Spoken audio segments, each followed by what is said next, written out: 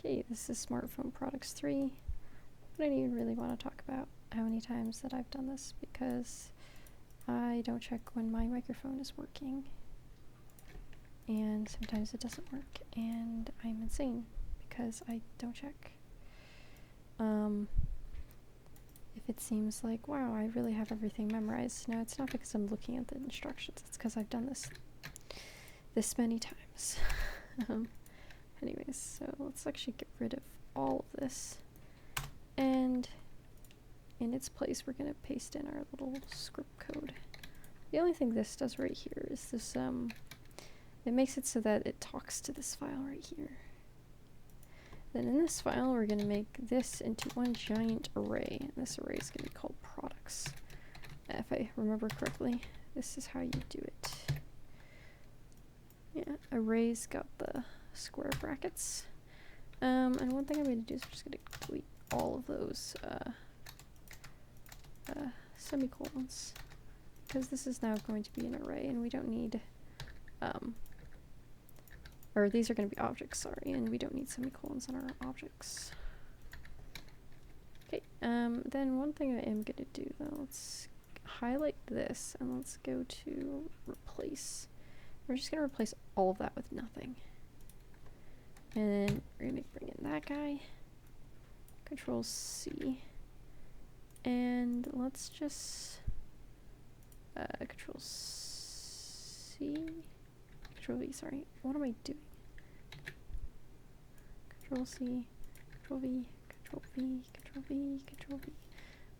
I'm going to now replace every single place it says name. I'm going to replace that with brand. And let's do that. I don't really need to check this because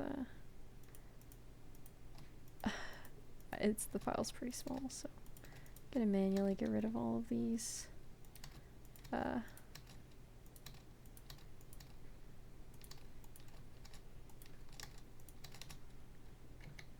I'm also gonna get rid of these as well.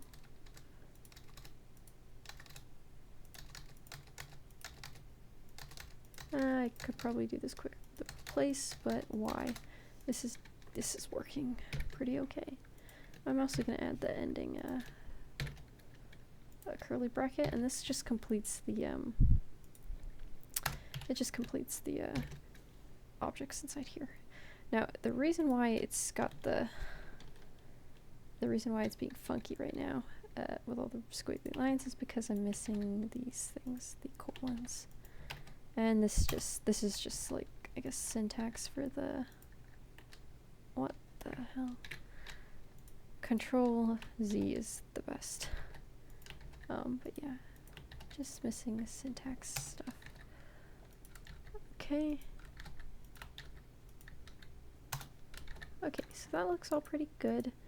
I'm not having any errors. That's actually a lie. I am having errors. Oh, it's expecting a at the end of these. Actually, I don't need one at the end there. Okay, that should be fine. Let's enter backspace. Let's just format these a little bit nicer. Ooh. Enter backspace space. Okay, and then that should be everything. Not the prettiest, but it should work. Save that and go to here. And the last thing we need to do is, well, actually there's a few things we need to do. One, we need to take this. And I like this one because, I don't know, I never really use like that kind of stuff, so. But yeah, so let's replace the condition because it's been so graciously given to us. And what this basically means is that, it creates a new variable called I, and that variable I, in order to enter the loop, it checks the single condition of whether I is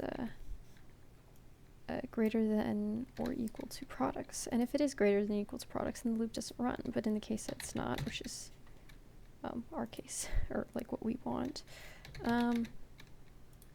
then it will run through the loop. This is actually brand. And let's add that and I inside.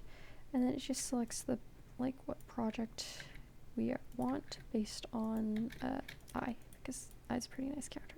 Oh, and it pluses it, so like it runs through the loop, then it adds it. So saving all this. I had a server going before because sadly it's not the first time I've done this.